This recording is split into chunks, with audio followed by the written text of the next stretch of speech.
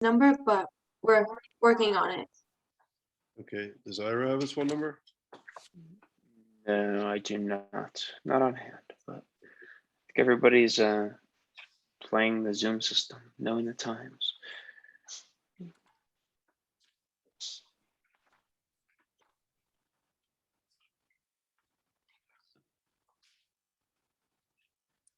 Okay, so Jonathan, if it's okay, I think we can start with you first, and then hopefully Steve will join us while you're speaking.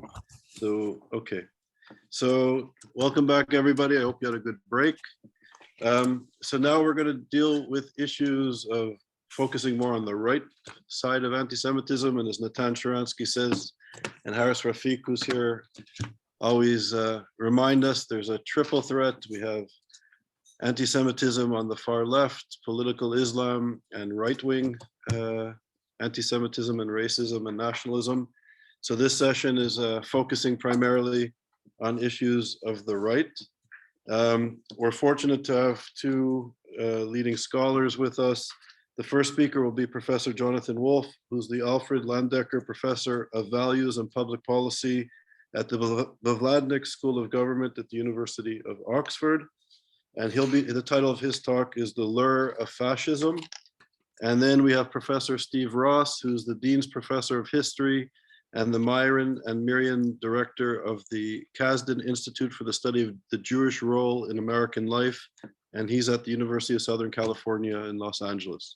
So Jonathan, the floor is yours, and thank you very much for being here. Thank you, Charles, and thank you so much for the invitation and for you all to listen to me. So I just need to put a few sort of confessions on the table. First of all, I'm not a scholar of anti-Semitism. I took my current chair, the Alfred Landecker chair, about 2 or 3 years ago. And part of that was to think about minority rights and the rise of authoritarianism in contemporary politics. But the chair is named for a gentleman who was murdered in the Holocaust. And that is also part of my own family history as well. And so as part of the work for the chair, what I've been doing is thinking about the parallels between society today and the 1930s. And so really that's where I'm starting. And also, of course, there are lack of parallels and lack of parallels between now and the 1930s. But I want to go back to a text that might be slightly surprising for this audience. And it's a work by T.S. Eliot from 1939 called The Idea of a Christian Society. And I mention this because I just happened to read it maybe 15 years ago. And there was something, the way he frames the situation which he's writing. So he's writing in around about March 1939. And he presents the world as one in which there are 3 ideologies that grip particularly Europe, but also the wider world. So one, of course, is fascism. Another is Soviet communism.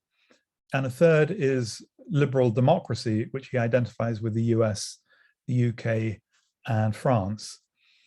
And his view early in 1939 is that it is not possible for these 3 ideologies to coexist in the world into the medium term, that these 3 ideologies will come into conflict as he saw them doing. And speaking from 1939, it was by no means clear which one of the 3 would prevail. So his prediction is that a few years after he was writing, the world would be led by fascism, communism, or liberal democracy. But it was impossible to tell in 1939 which one it would be. So that is a desperate thought. And I wouldn't want to say our own situation is directly parallel to that, but it is worth thinking about what are the dominant ideologies. And one thing that has struck me, actually, probably just in the last few months more than anything else, is in a way the lack of dominant ideology.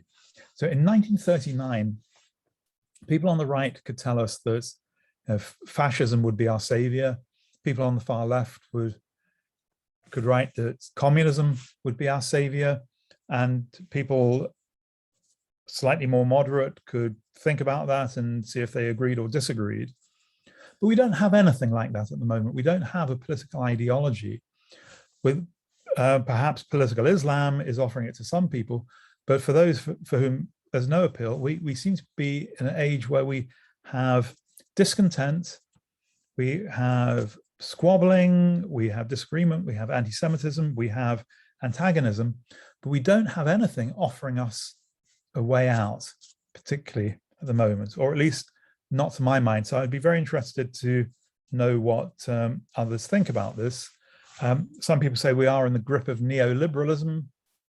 That may be true, but neoliberalism is not presenting itself as an ideology for the ordinary person, as a way of rescuing them from the situation that they're in. So what I want to do is to frame my main discussion around some themes from this remarkable book. I don't know if you can see this, whether Zoom is allowing you to see it. It's called What Hitler Wants, and the author is E.O. Lorimer. Now, this was published in late 1938. It's called a Penguin Special. And Penguin Special books, let me read from the back cover. Penguin and Pelican Specials are books of topical importance published within as short a time as possible from the receipt of the manuscript. Some are reprints of famous books brought up to date, but usually they are entirely new books published for the first time. So Penguin had this imprint to produce books within a few months of receiving the manuscript. That was as close as you got really to social media, I suppose, at that time. Rapid publication of books. I suppose that there were obviously magazines and radio. The book doesn't tell you who E.O. Lorimer is. E.O. Lorimer is Emily Lorimer. She was an Irish journalist, also a teacher at Somerville College, Oxford, a teacher of German. And she was her husband was part of the diplomatic corps, and she was an expert Germanist. And she had read Mein Kampf, both in German and in the English translation, and she was appalled at what she saw. So the German version had already circulated very widely. Every newly married couple was given a copy. There are 4 million copies of Mein Kampf in circulation in Germany. And a heavily edited translation had been produced in England that left out some of the most radical and disturbing parts of Mein Kampf. So, for example, the parts where Hitler lays out his plans to invade England were left out of the English translation, quite understandably. And some of the other parts that were most virulently anti-Semitic were also left out. So there are people who are reading Mein Kampf and thinking this isn't so bad. This is perhaps something that we might follow or adopt. Lorimer realized that so few people in England at that time read German that, as she says, the book may as well have been written in secret code. So even though there were 4 million copies in circulation, almost no one in England had read the German version, and they were not aware of the contents. So she wrote this book called What Hitler Wants, just to summarize what she thought the main ideas of Mein Kampf were, and the main ideas that were leading the Nazis. And I'm sorry, I don't know if you can hear an ice cream van in the background. Yeah, but anyway, it's not too bad a sound compared to what else you might be hearing from the school next door that I live to. Lorimer suggests that there are 3 main ideas that she associated with the Nazis and with Hitler in particular. One of them, you will have no surprises. It's a very crude form of nationalism, an emphasis on purity and othering, particularly, of course, othering of the Jews. So the anti-Semitism was absolutely a critical part of the Nazi mentality, as you all know. Secondly, there were attacks on the Social Democrats, which also faded into attacks on democracy, on social democracy. So the idea that the machinery of democracy will be overtaken and subverted had already taken place, in fact. I'll come back to that. And also I'll come back to the nationalism as well, of course. But the third item took me by surprise. Maybe historians among us and others more sophisticated than me in thinking about this will be able to predict what it was. But the third element was workers' rights. So the important part, the third part of the program was workers' rights. And this is very interesting because you get the same thing in Italian fascism as well. So Mussolini started as a socialist. If you look at the fascists' early programs in Italy, they're offering workers' rights, shortening of the workers' day, equality for women, voting at the age of 18, and so on. So initially, Italian fascism was basically socialism plus extreme nationalism. And when we look at the name of the Nazis in Germany, the National Socialists, most people on the left will tell you that doesn't have anything to do with socialism, it's just a name. But actually, in the foundation of National Socialism, there was certainly very strong appeals to the workers. Idea that, for example, war profits would be confiscated, that unearned income would be removed. A lot of this, in fact, of course, is coding for anti-Semitism. But if you take the platform at face value, it looks like a socialist platform with nationalism added on. Now, none of that, of course, was realized. So it was propaganda. But to make any progress, Hitler had to appeal to the ordinary worker. It wasn't an elite movement, at least not to begin with. So Lorimer sees these three aspects as the critical part, the driving force of Nazism. Workers' rights. So I've already mentioned Mussolini, votes for women, progressive tax, 8-hour day, Hitler, early program.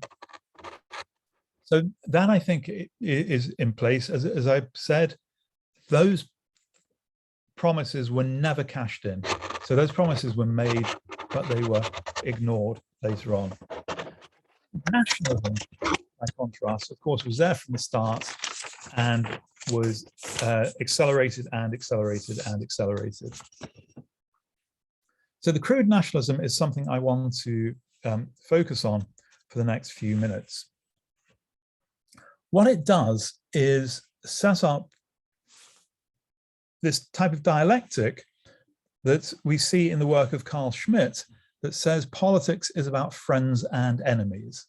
So if you read The Concept of the Political by Carl Schmitt, there is a fascinating discussion where he claims that liberalism isn't really a political view, because liberalism, to put it crudely, wants to be everyone's friend. Liberalism wants to everyone on their one side, but that's not politics. Politics is about dividing your friends from your enemies, supporting your friends, and attacking your enemies. So who are the enemies of the fascists? Well, of course, the Jews and the communists, but also the intellectuals, the universities, the free press.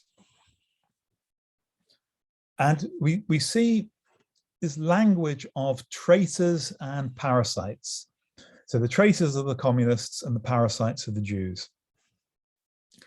And what you have set up among this form of nationalism is a notion of purity, that we need to go back to this fictional, pure, earlier national identity and remove those who are not part of it.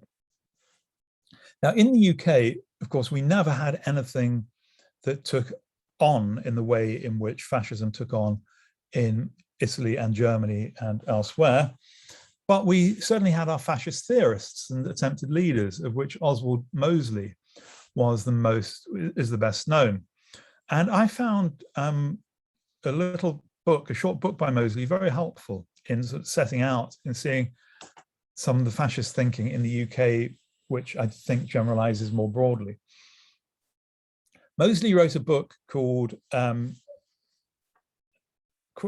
Questions and Answers. I think it was 100 questions for fascism. So he sets out the questions and he sets out his answers.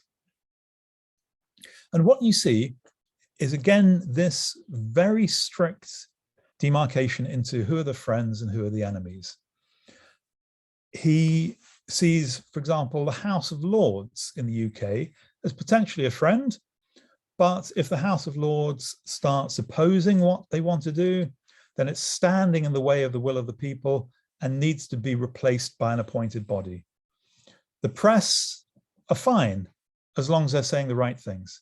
And if they start saying the wrong things, then they're going to be censored. If they start giving the voice to the opposing position, then they have to be silenced or changed. And again, you get the dehumanization. Mosley says that he's not going to attack the Jews as long as they're not traitors. They will be treated like all foreigners. So again, you see this idea, we've got the native-born British and we have the foreigners. So if you're Jewish in England, even if you've been there for generations, you are a foreigner and you will lose your rights. So as long as you're not a traitor, as long as you are not a profiteer, as long as you behave yourself, you can stay, but you are here as a matter of privilege rather than a right, and that can disappear. So the fascists will other those that they oppose, dehumanize. You see the language of swarms, floods of immigrants. The Jews are rats or dogs. And so you get this constant dehumanization. So we see it in Mosley. He tried it in the UK. It didn't work. We had the Battle of Cable Street. My family legend is that my grandfather and his brothers took part in it. I doubt that very much. I think they probably went off as soon as they could. They were in the retail trade. They weren't thugs. But anyway, they claim to have stood up in Cable Street. But you have violence as part of the fascist formation, and interestingly, a type of paramilitary violence. So you have organized violent forces that are not part of the official state. Now, one thing that worries me, and I will come back to this at the end, what happened during the Brexit debacle, I suppose, in the UK, is a lot of people on the left did not want to appeal to any type of nationalist value. That we were globalists, internationalists, cosmopolitans, as we were criticized later, we were citizens of anywhere rather than citizens of somewhere. And we did not want to appeal to national borders or nationalism or anti-immigration or anti-refugee rhetoric. And according to some theorists, those on the elite left who refused to fall into nationalist rhetoric were out of touch with the ordinary people.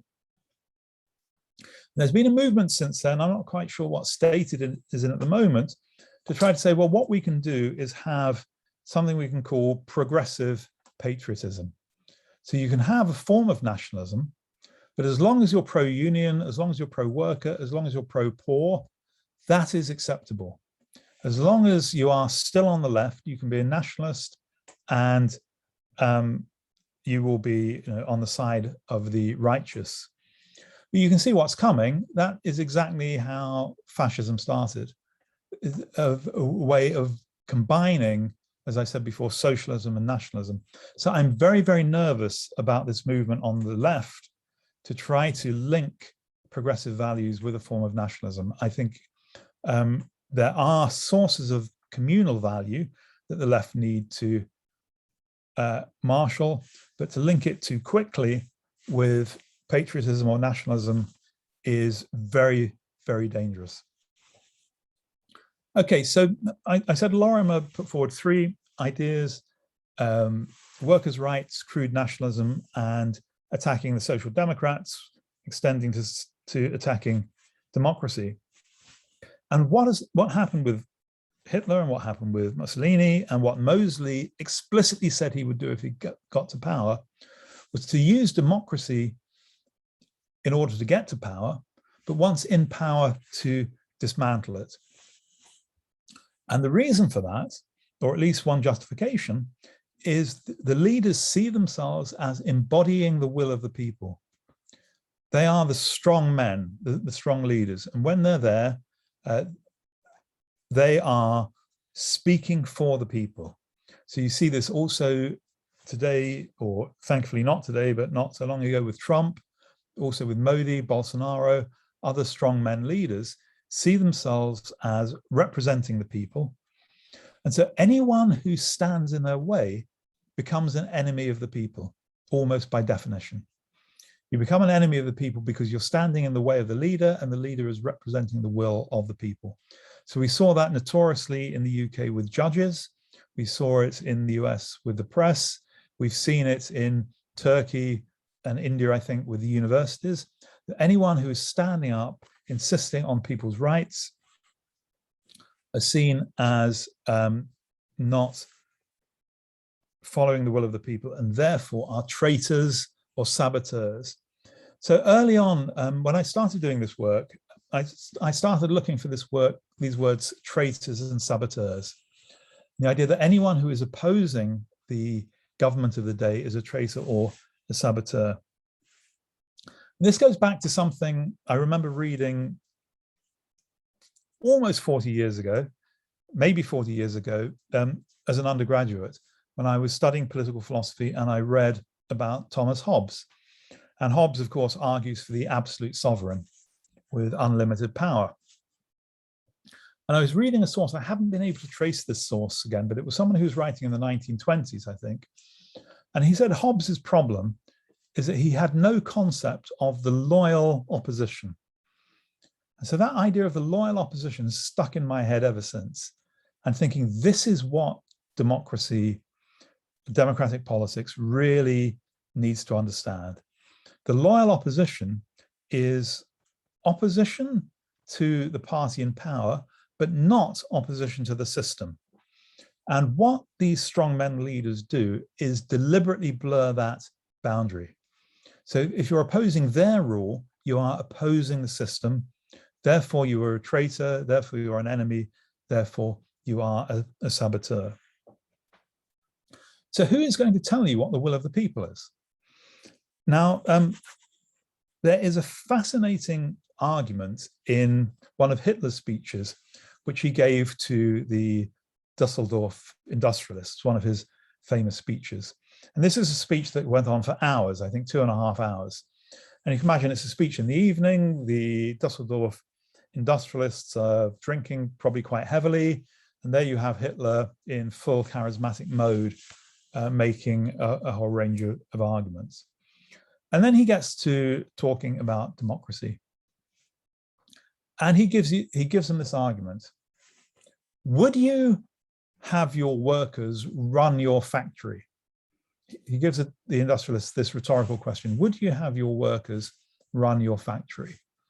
And of course, they all would have laughed and said, of course not, of course not. And so he follows up. So if you wouldn't let them run your factory, why would you let them run your country?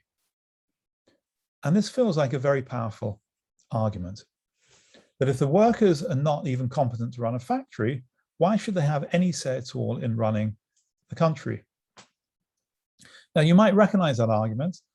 It's the same argument that Plato gave in the Republic against democracy, that ruling is a skill and the ordinary people are not equipped to carry that out. So you get this very strong anti-democratic argument that the people are not competent.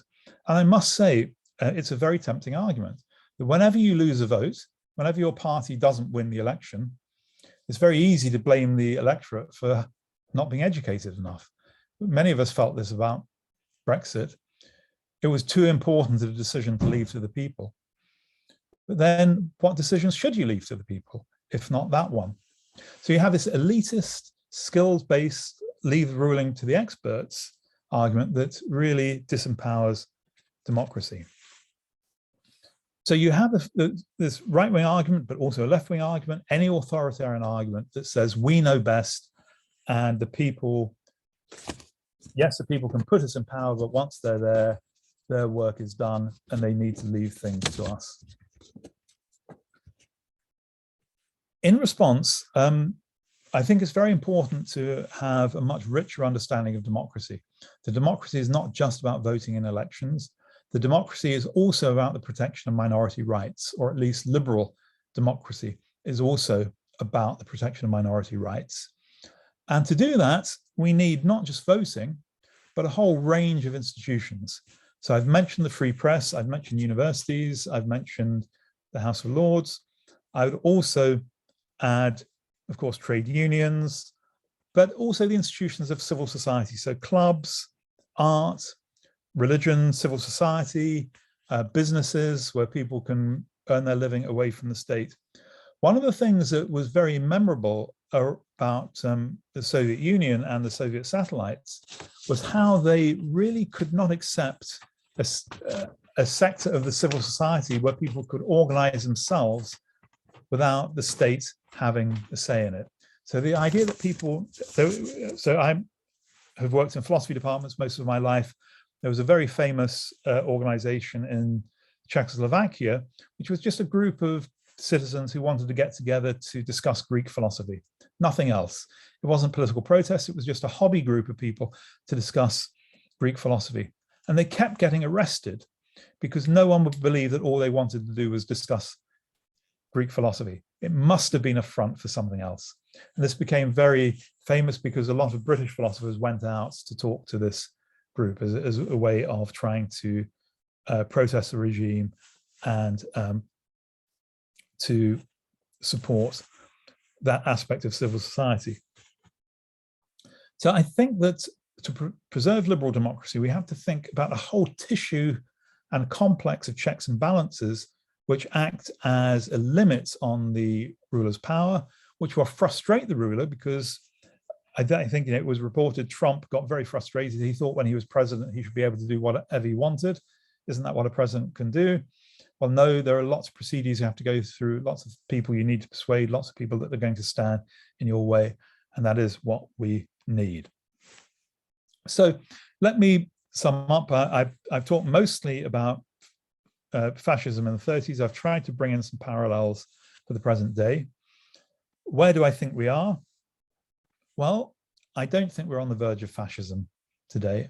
I think we have authoritarian strong leaders. We have a number of worrying signs, but I don't think, I think it would be alarmist and irresponsible to say we're on the verge of what we saw in Germany in the late 1930s. But there are danger signs. There's certainly rising authoritarianism. There is disenfranchisement of many of the aspects of civil society. There's a rise of, or there was a rise of left nationalism. I'm not sure what's happening to that. But it seems to me very, very important that we get beyond thinking of friends and enemies, whoever we are, that we need to think that other people are citizens. We may have disagreements with them. We need to be drawn into dialogue with them. As soon as we think of others as enemies, we will be sliding into a situation which it will be very hard to recover. So this is really my plea, not an argument, a plea for restoration of the institutions of liberal democracy. But at the same time, I think we do need to understand the power of nationalism and the communitarian roots that it draws on. And the project that I'm hoping to move to is to think about the values that draw people to nationalism, but whether we can exemplify them in ways that are not necessarily nationalistic. So yes, of course, for many people, their nation is important to them, but also so is their religion, and that will be cosmopolitan rather than national. So are their interests, so are their local community. So I would want to put allegiance to nation as one allegiance among many, and for most people, not a particularly important one most of the time, although during the Olympics, perhaps it's more important than other times. So I think I'm on my 30 minutes there, so I will stop and look forward to your comments and questions a little later on. So thank you for listening. Thank you very much, Joe. Thank you for your contribution. So we'll let Steve Ross speak, and then we'll have a Q&A for both of you afterwards. So Steve is going to speak. The title of his talk is "The War Against Hate, American Jewish Resistance to Antisemitism and White Supremacy After 1945. So Steve, the floor is yours. Well, thank you. I'm going to, let's see, do a screen share and get, there we go. 1 second, let's see. Now let's do a screen share.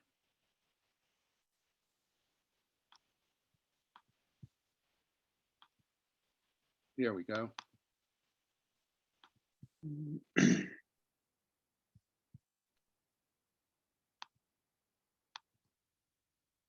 I assume everyone can see the slideshow. Is this yes?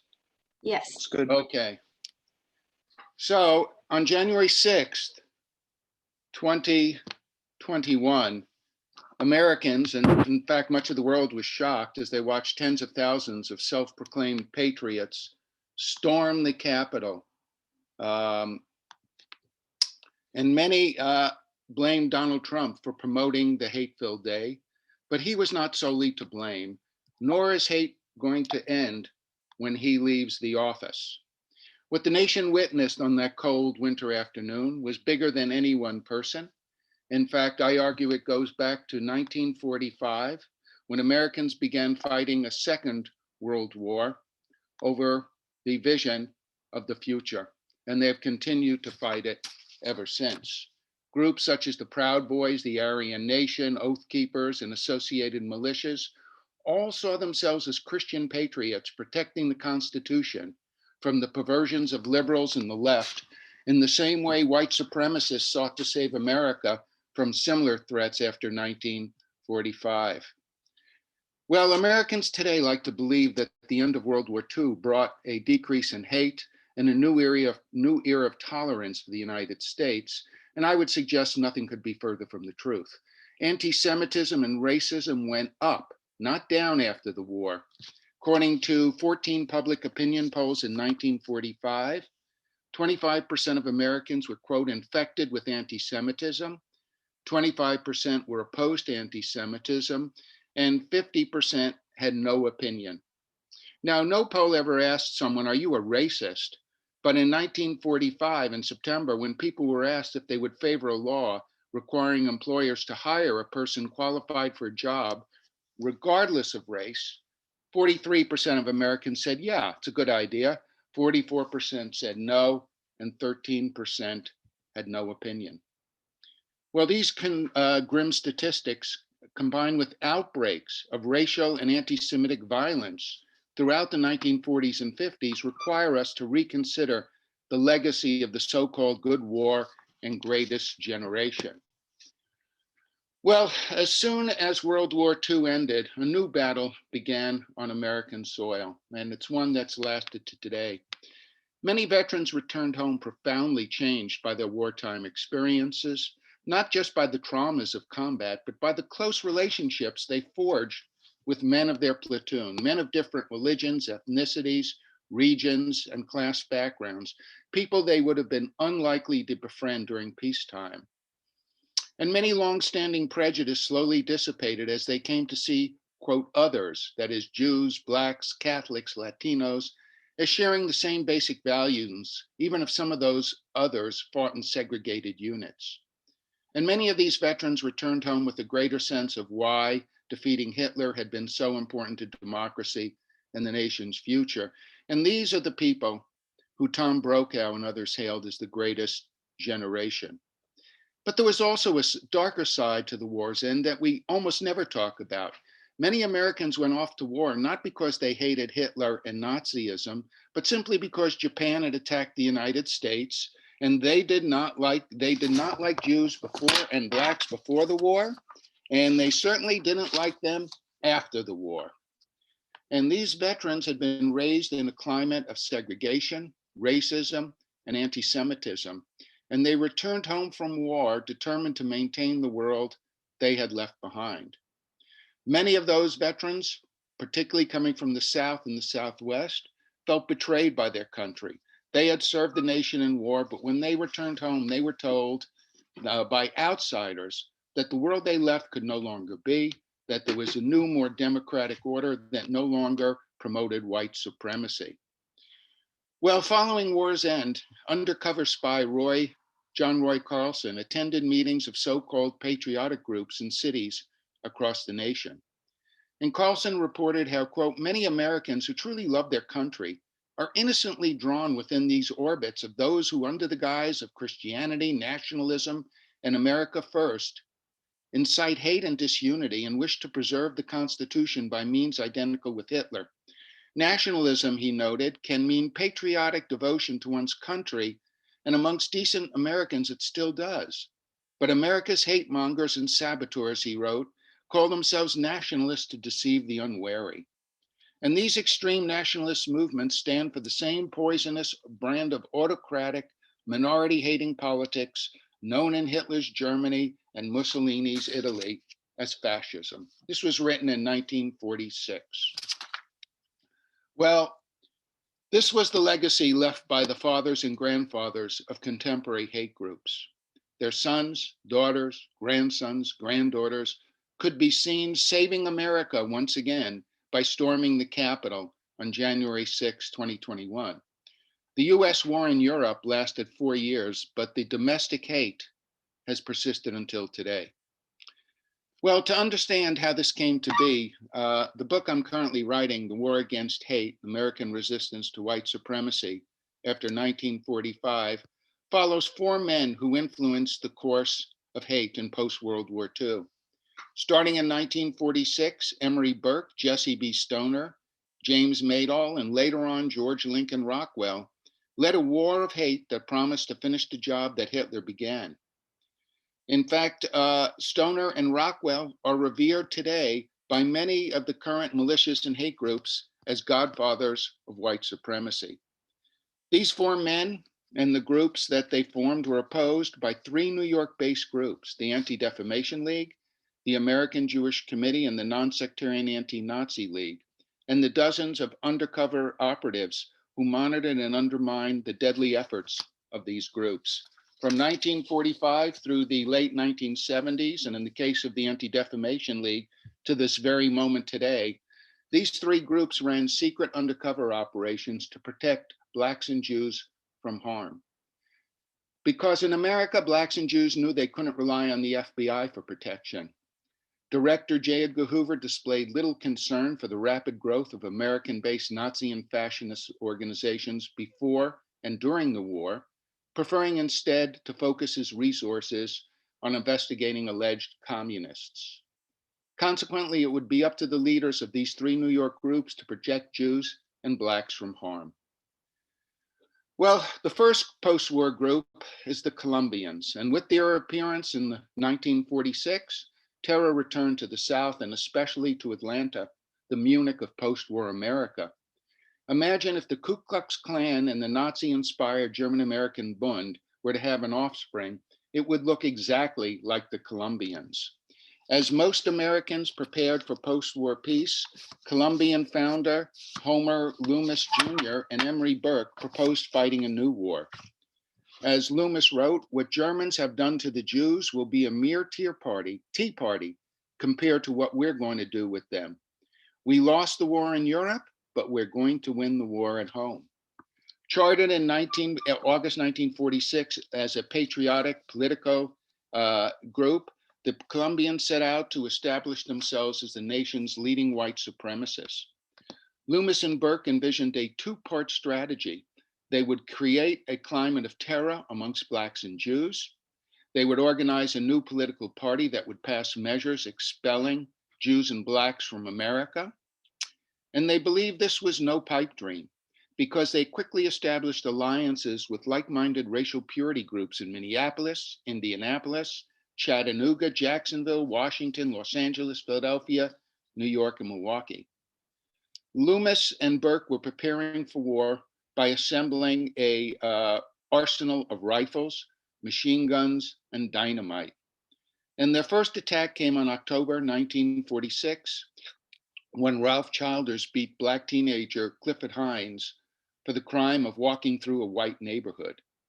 3 days later, the Colombians bombed the home of Mr. and Mrs. Frank Jones, who committed the unpardonable sin of moving into the city's all-white working-class West End neighborhood. These bombings signaled the Colombians' determination to remove Blacks and Jews from the United States.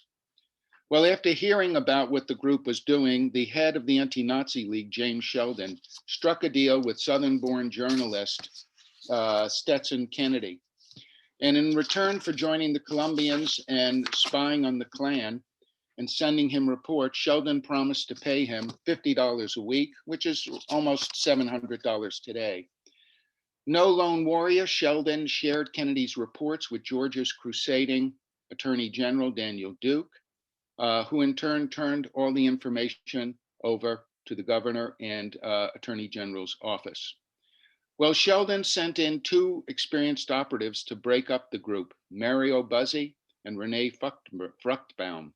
Arriving in Atlanta in early November 1946, Buzzi introduced himself to Burke as Mario Falco, an Italian fascist who had come to Atlanta hoping to organize the city's Italians into an anti-Semitic organization. Burke welcomed the newcomer and was especially delighted when Mario introduced his attractive comrade, Renee Forrest, whose real name was Fruchtbaum, who offered to work as Loomis's personal secretary. What the two fascist leaders didn't suspect was that Fruchtbaum spent her evenings photographing their records on a camera disguised as a cigarette lighter. Sheldon then sent the documents to Dan Duke and as Georgia's Attorney General, Eugene Cook. In February 1947, armed with over 200 pages of evidence provided by the two spies, Duke secured guilty verdicts against the Colombian leaders, both of whom were sentenced to 3 years in jail, and the Colombians fell apart. The problem, as we see with post-war hate groups, is the moment one declines, another rises up. And the collapse of the Colombians presented an opportunity for Jesse Stoner and his Christian anti-Jewish party. The Clearingist Party 100% for white supremacy, the former Colombian and Klan leader, called for every Black man, woman, and child to be deported to Africa and for all Jews to be exterminated immediately. His incentive for action was alluring. When Jews were dead, American Christians would share their money and become wealthy beyond their wildest dream. Well, a childhood battle with polio left Stoner with a lifelong limp and a chip on both shoulders.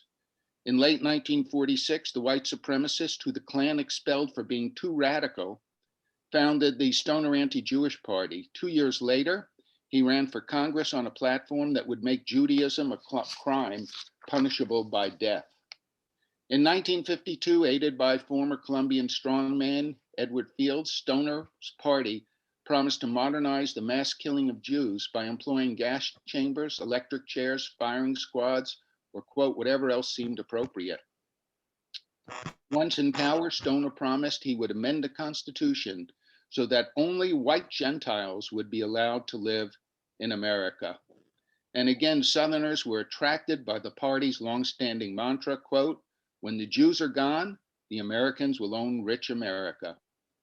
Well, the three New York groups sent undercover agents south to gather information, which they did and in turn sent to government authorities and media outlets.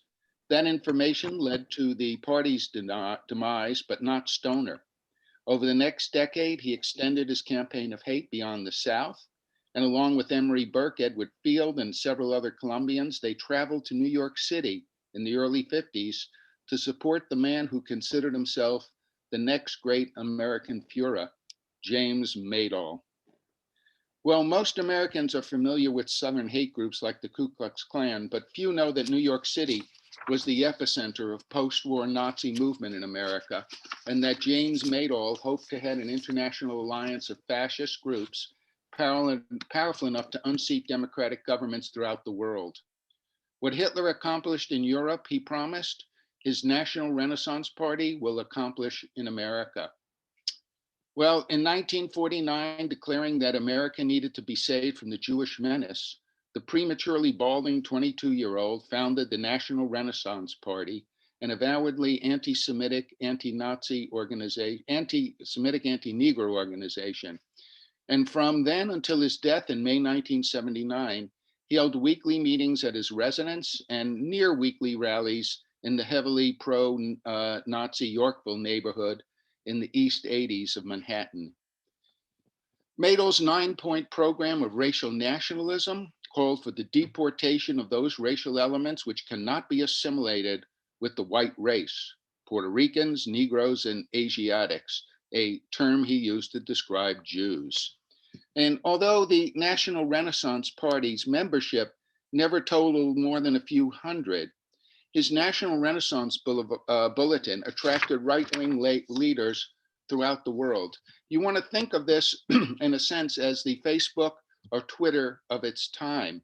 Extremists throughout the world use this as the central vehicle for exchanging information about national and international developments in the worlds of hate.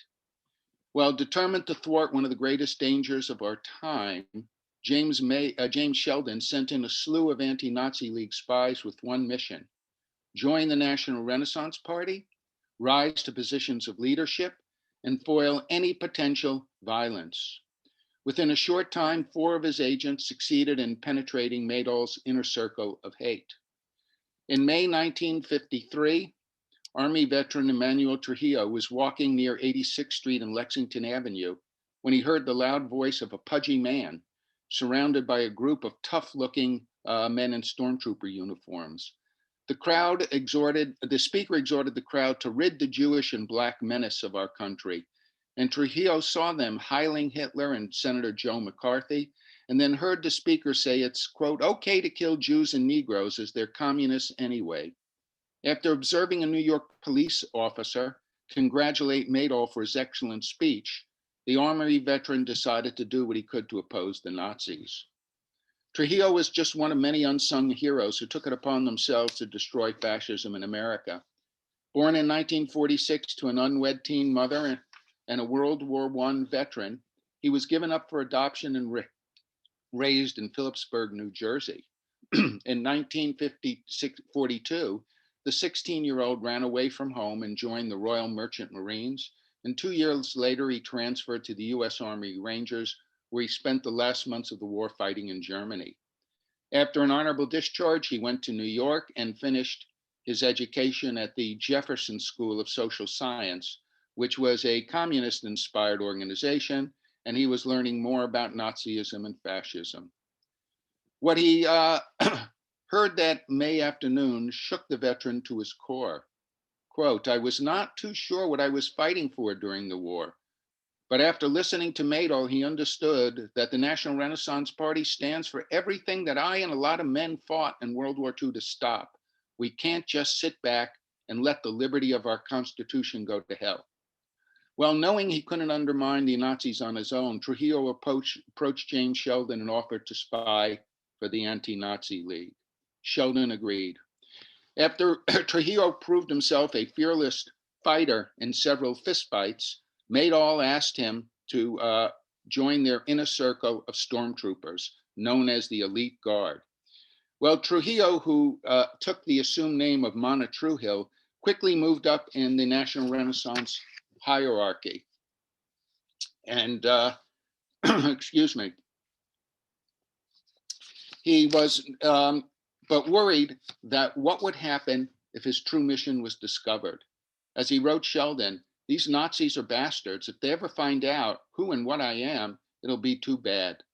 Sheldon responded by sending in 3 more spies to help. Irene Duval, who assumed the name of Ruth Ross and served as Trujillo's chief assistant, Larry Sestito, an American representative to the Italian Fascist Party in New York, and John Langrod, who posed as a college student interested in learning more about their program. Well, despite warnings from J.B. Stoner and Emery Burke to beware of the Jewish spies from New York, Maydol was enamored with Trujillo, especially after he discovered he was fluent in German. Maydol quickly appointed him director, the most important position in their group is director of overseas operation, and asked Trujillo to be their chief correspondent with Nazis and fascists throughout the world. His goal was to unite all his allies at home and abroad into a single powerful fascist international organization. Well, like many escaped Nazi leaders, many throughout the world, like Einar Aberg, corresponded with Maydol and passed information in his letter section asking for money and weapons. Well, Maydol quickly rose up within the world's hierarchy, and by Christmas 1953, he was celebrating his success. His followers were turning out in greater numbers. He had established National Renaissance branches in cities across the country, and his party seemed to be going off into the realm of politics. Indeed, he recruited fascist H. Keith Thompson to run for Congress on the National Renaissance Party ticket. Maydol's dreams of becoming the American Adolf Hitler finally seemed to be coming true, and then everything collapsed. Well, one problem the three groups faced is that they often failed to share their findings. And anti-defamation spy Sandy Griffith had been tailing Trujillo for months without knowing he worked for Sheldon. And when Trujillo approached the ADL offering to share information with them, they thought they were being set up by a communist group. And so they exposed him as a communist spy in their 1953 ADL bulletin. Well, Maydol refused to believe the article and accused the ADL of trying to split his ranks. But in fact, it was true. The exposure of Maydol's spies and the backlash from his supporters sent the National Renaissance Party into a temporary period of decline. But there would be no rest for Sheldon, the ADL, or the American Jewish Committee, for two new threats emerged: a series of synagogue bombings and church bombings, and the founding of George Lincoln Rockwell's American Nazi Party. Well, at 3:30 a.m. on October 12, 1958, a bomb went off, destroying much of Atlanta's Hebrew Benevolent Congregation Temple. Only one man was arrested, George Bright. The 34-year-old engineer and Army demolition veteran was set free after a jury deadlocked 9-3 in favor of conviction. As one of the three voting to acquit explained to the press, "You can't send a man to penitentiary for life just because he's a Jew hater." The Atlanta Temple bombing was one of more than nearly 24 synagogue and church bombings during the 1950s, many in response to the Supreme Court's Brown versus Board of Education decision. Bright, who had joined the Columbians in 1946, was carrying out the lessons he learned from Emery Burke, Homer Loomis Jr., J.B. Stoner, and Edward Fields. If Jews came to the aid of Blacks, they could expect the same treatment: terror and death. During a 9-week period beginning at Christmas 1959, over 600 synagogues, Jewish schools, residences, and shops throughout the country were targeted for vandalism or destruction. The ADL and the Anti-Nazi League responded to repeated attacks on Jews by stepping up their spy operation. ADL spy master Arnold Foster placed undercover agents in the Southern Citizens Councils and a number of anti-Jewish groups throughout the country. And when agents discovered Klan plans for violence, they notified Foster, who in turn notified local authorities. And in one instance, information from the ADL's Miami head, B. Botnick, led to the arrest of several Klan bombers.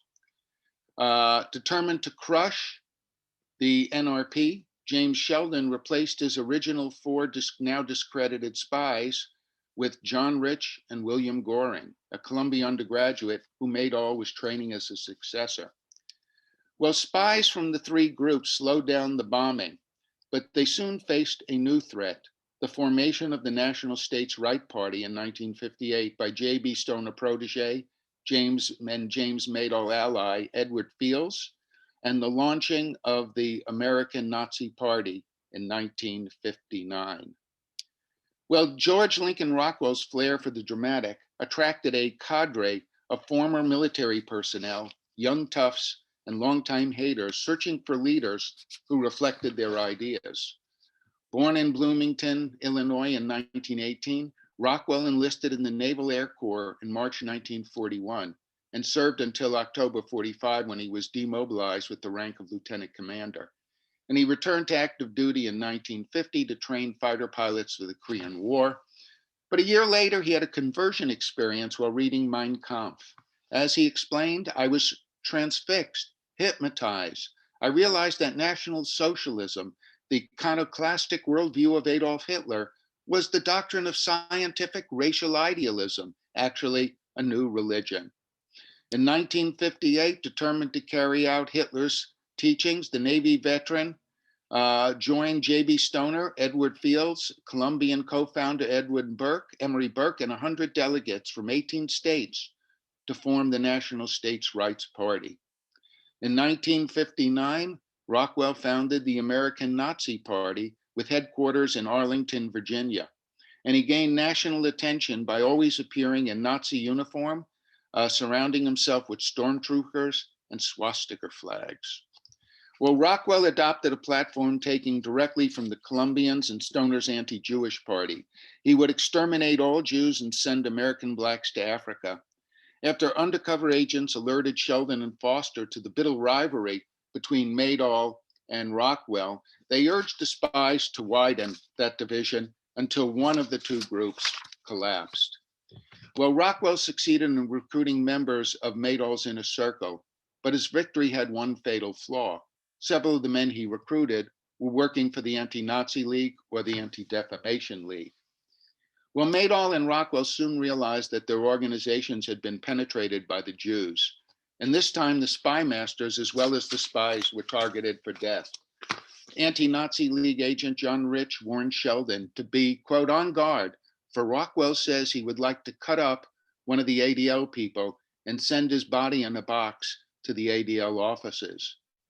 The Nazis knew the Jews were spying on them, and paranoia on the right grew so intense that Rockwell warned Maydol, the word is going around that he was an ADL agent being paid 30 grand for his inside information.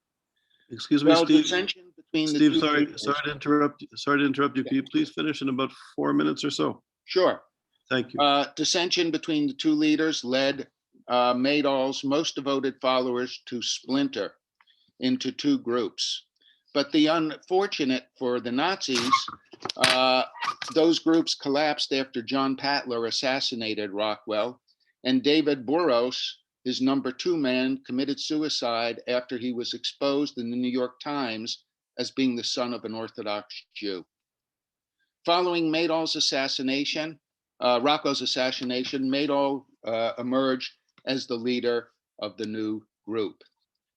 But Maydol's dream of becoming the American Hitler ended on April 28, 1971, when a disgruntled right-wing activist smashed him in the head with a brick. Maydol never recovered, and by the summer of 1971, the FBI discontinued surveillance of the National Renaissance Party, insisting it no longer posed a threat. And as we see here, at one point, the Rockwell as well as Maydol forged alliance with Black nationalists who both believed in race separation, and they held joint meetings with Blacks on one side of the room and whites on the other. Well, when the Unite the Right held a white supremacist rally of neo-Nazi groups in Charlottesville in 2017, Americans were shocked by their chants, the Jews will not replace us. And shock turned to horror as anti-Semitic attacks grew more deadly over the next several years. From the attacks in Pittsburgh that killed 11 to the Chabad congregation shootings that left 1 dead. And many asked, how could this have happened? They should not have been surprised. These shootings are part of a long-standing battle that stretches back to the end of World War II, when soldiers returned with two radically different visions of the nation's future and were willing to kill for them. The story I tell in The War Against Hate ends in the late 70s, but Nazis and Klansmen persist to today. And one of the keys to understanding this persistence of hate is the fact that so many hate group leaders served their apprenticeship with one of the groups that I've mentioned. And in fact, a very current book talked about how Jesse Stoner is still revered amongst at least 99 fascist groups in the United States today. In the last interview he gave, an unrepentant Stoner insisted, "If I was still active, I'd be the same, defending white people against race mixing, no matter what the cost." Well, the Anti-Nazi League, the Anti-Defamation League, and the American Jewish Committee, and the men and women who risked their lives running undercover operations understood one thing: democracy requires constant vigilance. The citizen spies who worked for them were almost all white and Christian, and yet they never saw themselves as protecting Jews or Blacks. They saw themselves as protecting their fellow Americans. Theirs is a story worth telling over and over again. Thank you. Thank you very much, Steve. Thank you. So interesting. I think the two speakers, Joe and Steve, are looking at, I guess, the lure of fascism and the history of fascism in the West, and looking at it from different perspectives, but pointing to a legacy that is very much part of our history and perhaps points to similarities and differences in the current situation. So what I would like to ask the first question very briefly to Joe. You can hear me? I can hear you. Okay, great. Okay, good. So, Joe, you were saying that the enemies of fascism were so Jews and communists and the universities. And I was wondering, I want to push back a little bit. I know that the universities in Nazi Germany were the only institution in society that voluntarily gave up its students and its faculty and removed Jews from universities. And bringing this to the contemporary context, I think many of the scholars that are dealing with contemporary anti-Semitism, we had a session today with Dave Rich and David Hirsch. And I think unlike other forms of hatred, there's this tendency for scholars who are doing work on contemporary anti-Semitism that our research is often dismissed as being advocacy for Israel or being instrumental to defend the Jewish community, but it's not serious scholarship, and it's sort of dismissed. And this is sort of happening on the radical left, let's say, and I think to some extent within the university system. So is this an indication, in a way, you were speaking about, you have a sort of a bleak prediction, I guess, of the future, or sort of teetering on sort of a fascistic moment. Is this also another indication that there's sort of this red-green alliance, we call it in the study of anti-Semitism, of sort of the radical intellectual left in the West, kind of receiving funding from the Muslim Brotherhood in universities and sort of identifying with the victims of Hamas?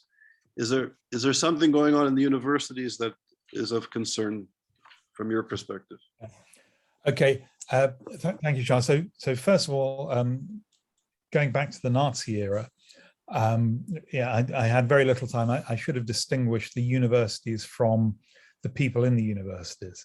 And so if you think about the incredible exodus from the universities in Austria and Germany, I had this fantasy of doing a study about what American academia owed to the exodus of socialists and Jews from Germany and Austria, but what I realized is that it's everything.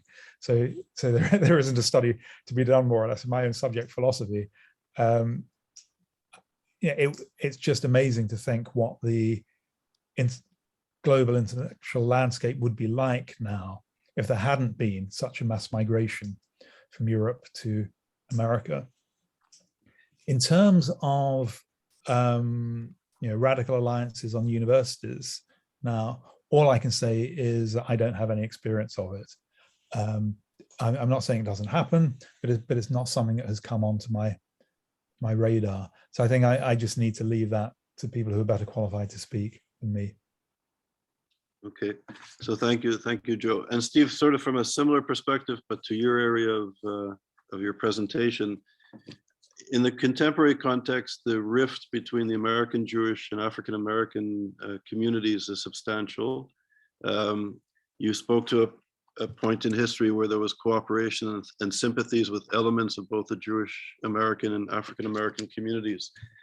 Given the rift and given the discourse of elements, not all, but elements of some of the leadership of Black Lives Matter, and this sort of emerging notion that Jews are white, elitists, and racist, and supporting an apartheid system, that's sort of the rhetoric of the so-called radical left and some in the Black Lives Matter.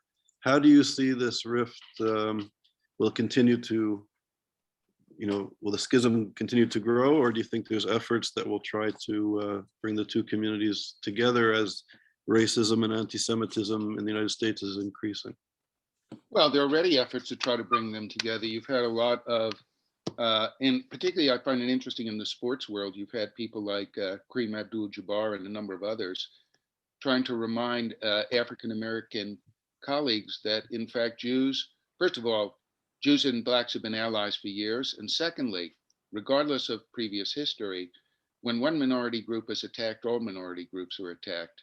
And that rather than minority groups splitting and opposing one another, they need to be forming an alliance against those who are real enemies. And so it really is a matter of education. But right now, I'm not sure how long it's going to take to heal that rift. And part of it is that a lot of BLM leaders don't actually understand the history of movement politics from the 1930s to today.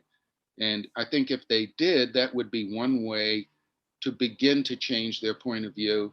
And for example, when I talk to students and we talk about white privilege, I ask them, what color am I? And they look at me like I'm out of my mind.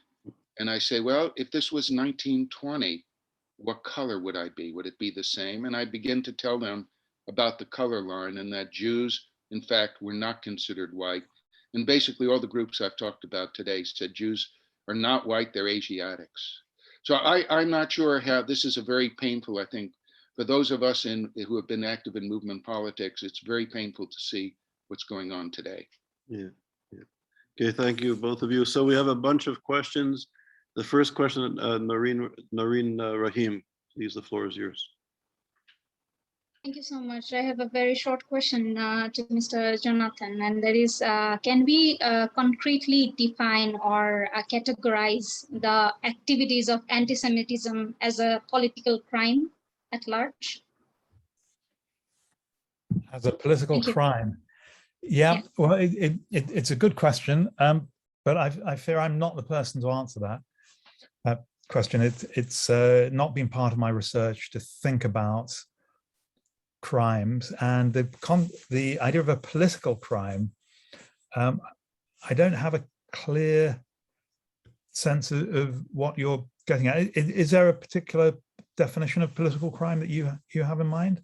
Well, if we look into the fascism, it mostly relates to the political movements and other activities related to it. So we have seen in the previous sessions in this training that anti-Semitism is defined and also is seen in the public at large with the very different, various types of nature.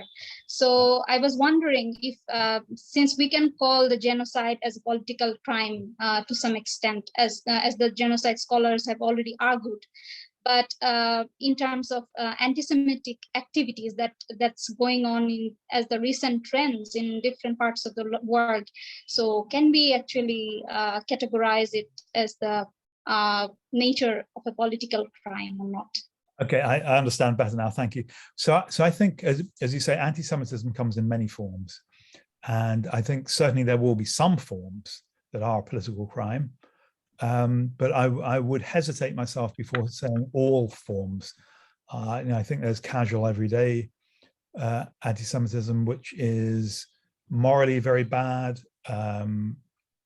Whether we want to call it a crime is another matter. So I think one thing to bear in mind is not all bad things are crimes, that there are ways of being, if you break a promise to a friend, for example, that's a bad thing, but it's not a crime. So we just need to be careful that we don't lump everything together. I think there are very, very serious forms of anti-Semitism, which are definitely legal crimes and political crimes, but I would just be slightly cautious before saying everything falls into that category. Okay, thank you. Thank you so much. Thank you. Thanks for the question. Chris, the floor is yours. Okay, I have actually just 2 comments to Jonathan.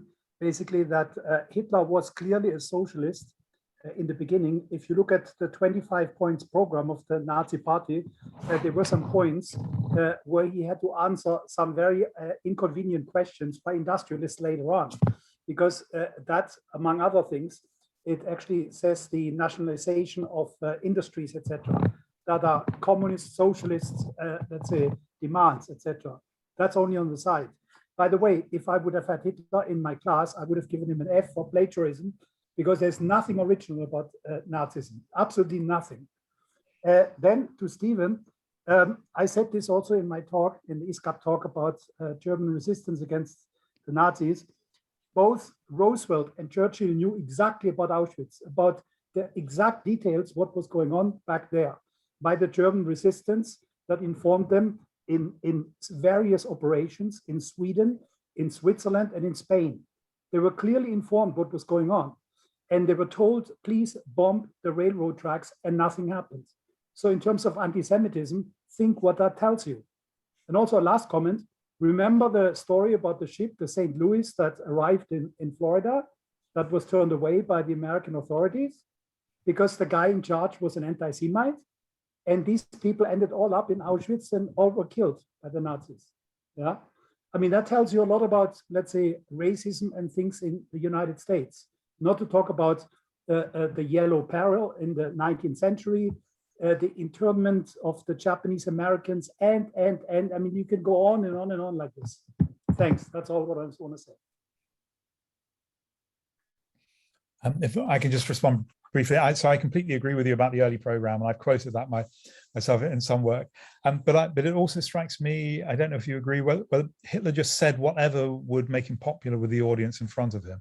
So I think he said different things to different people, and these days with instant media, you'd pick that up, but there was no one listening, no one comparing, or no one had an interest in exposing him. So anyway, I agree with that. And on the plagiarism point, absolutely.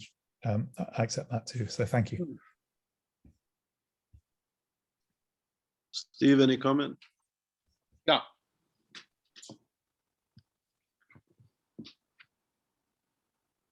No, okay. Thank you. So Ruben and then Matthew. Yes, thank you, and thank you to both speakers. I have a question to Professor Wolff. You mentioned the concept of loyal opposition, and in relation to that, you mentioned a few political actors like Trump and Bolsonaro and Modi. Probably examples we can all agree on. Now, following the question by Dr. Small, we have talked a lot about the discourse of the quote-unquote academic left and how it can be characterized by dichotomy between the oppressed and the oppressor, and how this may lead to a new form of bon ton anti-Semitism in the form of criticism of Israeli apartheid and anti-colonialism. Now, my question is, and I hope this question makes sense, can we think about the concept of loyal opposition in the public sphere and in this public debate that may now be characterized in terms of oppressor and oppressed? And if we can, how can we plea for a defense of this loyal opposition in public debate? Yeah, So I think this is really important, and irrespective of the example you use, if something comes up, and I think social media has made this really much worse. So in my job as an academic in a school of government, I made it my business for a long time to try to follow on social media people from right across the political spectrum. But after a while, I had to stop because it upset me too much. And I would see a tweet from some rabid person I greatly disagreed with, and it would feel like an electric shock going through my body. You read these things, and you expect to maybe be a bit challenged, but to be insulted to the level you are. And so what seems to me to have happened in politics over the last 10, 15 years, maybe longer, accelerated by social media, is just the civility has gone out of it. The idea that you can disagree with people's ideas, but not attack them personally. And I think we've lost also something we try to teach students as undergraduates, this idea of depersonalizing arguments. Listen to the argument, listen to the reason. Don't attack the person who gave it. Don't always suspect their motives. But at this point, we have got ourselves, Schmitt has almost won, that we're back into a position of thinking in terms of friends and enemies, rather than people who are part of a conversation. And this is a type of an old, very English notion of what politics should have been. That in the 1920s and 30s, and maybe up to the 50s, it was a conversation among, of course, in those days, educated men. Now it should be a conversation among everyone, educated or not. But how we restore that, I don't know. And it just gets worse and worse rather than better and better. So if you have any ideas of restoring civility into our debates, then that would go down very well. Except, of course, you'll be shot down immediately if you try, personally attacked if you try to reintroduce civility. That's very important. We have a thing here at ISGAP called ISGAP only conversations, where the one guiding principle is we have to discuss ideas, we could debate ideas, but we have to respect each other and engage each other. So absolutely right. Yeah, that's what universities should be all about in particular. So very important. So Matthew, your question, please. Sure, thanks, Charles. I guess this question would be for Stephen. Why do you think, or do you think that the threat from the extreme right is being overlooked, particularly in the United States, in light of the Capitol riots, in light of infiltration of right-wing groups into the police forces and in the military, and also the fact that there are paramilitary groups within the United States that are just as well armed as like Hamas or terrorist groups that we've been talking about. And yes, that's my question. And on a personal note, when I go home I'm in Mexico City now, when I go home to New Jersey and I talk to people from my community, it's a rural community, and because I'm white and because I am Catholic Christian, the conversations I have with people are absolutely frightening, especially when we talk about extreme right-wing ideology. Thank you. Well, I would argue that part of this goes back to Americans have never dealt with the Civil War. That we have not dealt with race and the question of race and class in America since 1865. We had a moment then to change things. We had a moment again to change things in 1945. And I would argue we have a moment to change it today, but we've constantly avoided dealing with that. And what I think the conversations you're hearing and the frightening parts of America today, one of the things I've tried to do in the new project I'm working on is to try to understand what motivates these people. And here's what I will tell you. The common discourse is you need to understand everyone here in ISGAP, you are the enemy. You're the traitors to America. That it's about they see themselves, these right-wing groups, see themselves as the true patriots. They are, first of all, they believe in Christ. They believe in a white Christian nation. And they believe everyone else, that Jews, blacks, minorities could live here if they know their place. And their place is always being quiet behind a white Christian America. And they are, in fact, the true patriots. And those on the left who oppose them are, in fact, they don't understand true patriotism. They don't love America. They don't understand America.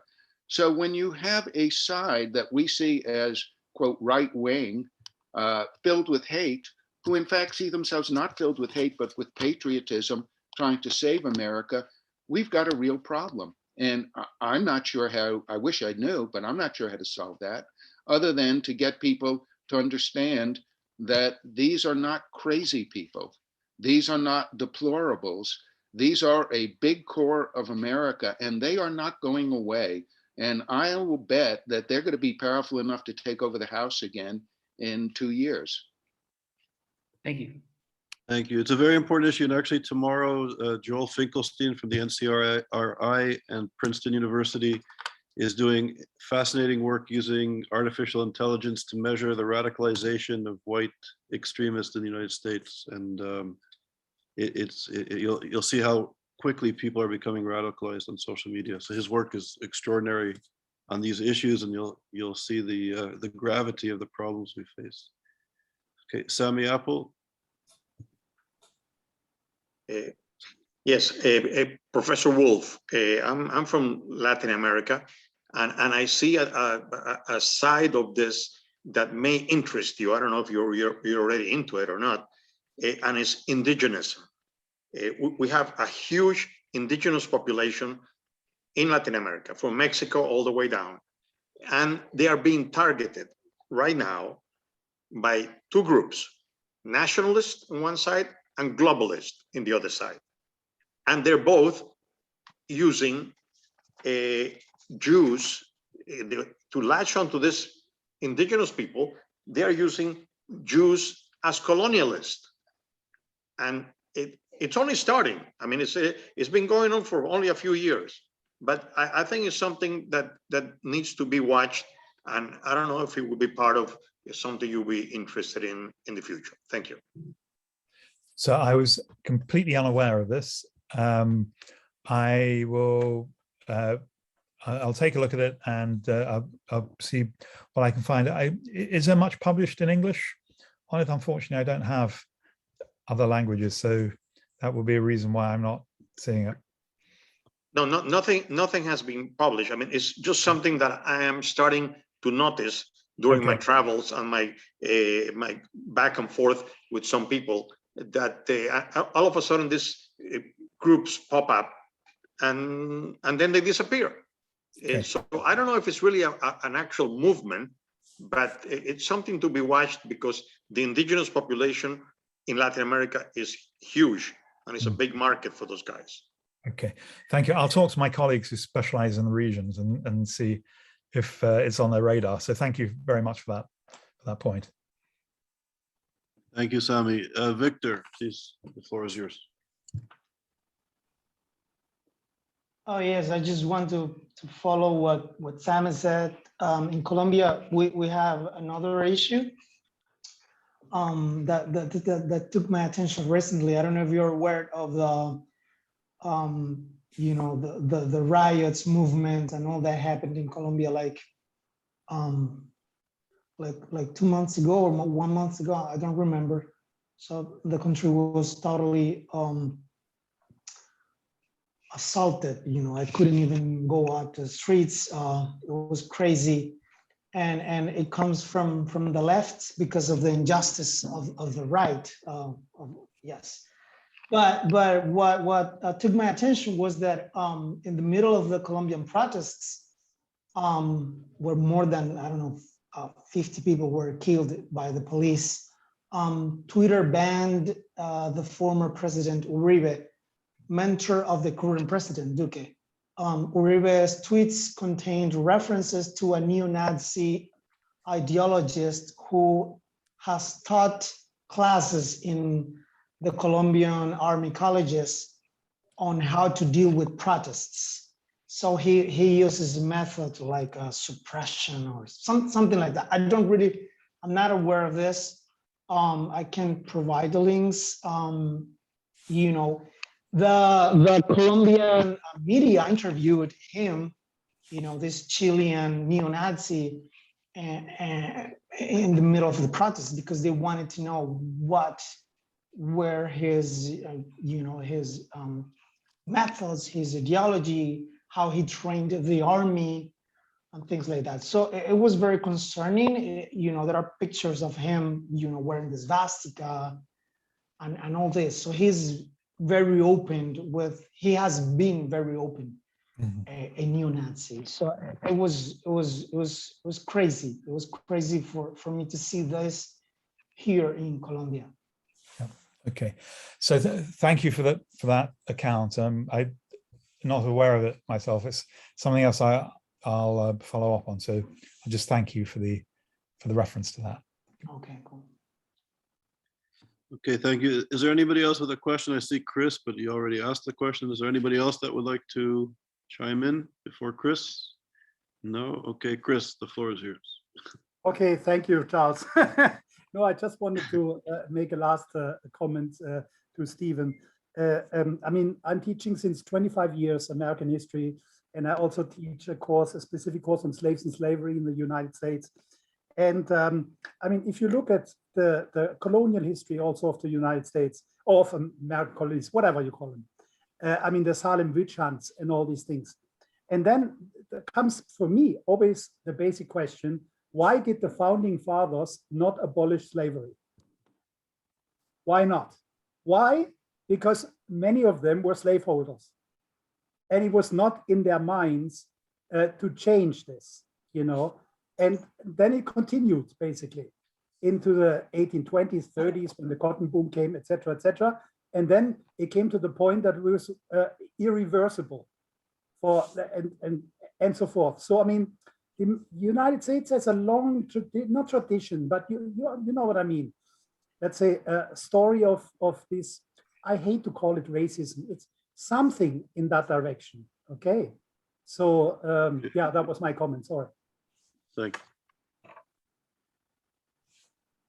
No, I Steve, do you want want to maybe go back for a minute. I was thinking about Chris's last question when you were pointing out the St. Louis, when you were pointing out Roosevelt. I would say historians are looking at the wrong issue there. It's as though it actually does disservice to the big picture, because what we can do is say, well, see, Roosevelt and the State Department were just prejudice, and that's why Jews weren't getting more help. No, the bigger story is what's going on in America. Just remember, anti-Semitism goes up after Pearl Harbor. It goes up after Pearl Harbor, and it goes up after World War II. And the real problem with American history is partly the generational fault of my group. My generation, those of us who grew up in the 60s, when we got to graduate school, we started writing, we knew Germany lost. Germany lost the war. So Russia won the war. And so the Cold War was the big threat. And we started looking at the history of radicalism in terms of communism and anti-communism. And simply, if you look at historiography of the 60s, 70s, 80s, the conservative movement is basically never written about. And it's only later, after Reagan comes in, that suddenly historians say, geez, maybe we should have taken conservatism seriously, and not just conservatism, but the far right. And I'll just leave you all with one thing that just always struck me as unbelievably prescient. Imagine it's April 1945. You're sitting in New York City in the offices of the Anti-Defamation League, the American Jewish Committee, and the Non-Sectarian Anti-Nazi League, the three leaders who run spy operations. I got their papers, and they are all separately writing memos saying when the war ends, the persecution against Jews and Blacks is only going to go up. And that our real fear is not that any one organization like the Klan becomes even more powerful. Our real fear is that all these right-wing groups, all these hate groups, figure out a way to communicate with one another. As long as they are isolated, we can fight every one of them, even the Klan. But if they somehow figure out a way to mass communicate, they are going to form in not just a national, but an international fascist anti-Semitic front that's going to pose a danger to America and the world. And what they've seen came true under the Trump administration, with not that Trump caused any of this, but his use of Twitter changed the ball game. And then if you read about all these, the Proud Boys, all the right-wing militias have been communicating via the internet, via these social groups. That has been the most dramatic change in the last decade. It's what these groups, these Jewish leaders feared in 1945, that if they begin to communicate with one another, they can begin to bond with one another and plan common actions. And that's where we are right now. So thank you, Steve. Joe, would you like a final comment? As we run out of time? Only to say that was very interesting to hear Steve then, and to thank everyone for their comments and contributions. I've learned a lot, so thank you very much. Thank you, Joe, very much. And Steve, thank you so much as well. And we appreciate your contribution. So we're going to take a 30-minute break. And when we return,